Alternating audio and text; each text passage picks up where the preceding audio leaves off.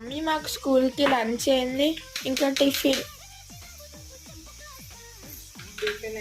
ఇదే లంచ్ అయితే నేను ఇంకా ఏమైనా టిఫిన్ చేసినా తినరు, రైస్ చేసినా కాబట్టి.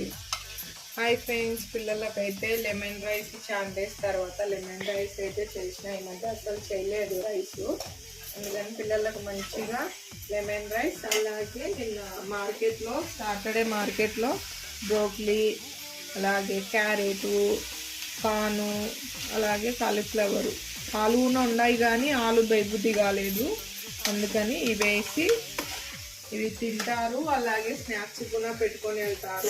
పొద్దున్నే ఇలా మంచిగా అదేంటి వెజిటేబుల్ సలాడ్ మాదిరిగా తీసుకోవచ్చు, అలాగే ఈవినింగ్ స్నాక్స్ టైంలో తీసుకోవచ్చు. చాలా మంచిది ఆరోగ్యానికి. ఓకేనా? మా పెద్దమ్మాయి కానీ మా పిల్లలు ఇద్దరు బాగా తింటారు ఈ స్నాక్స్.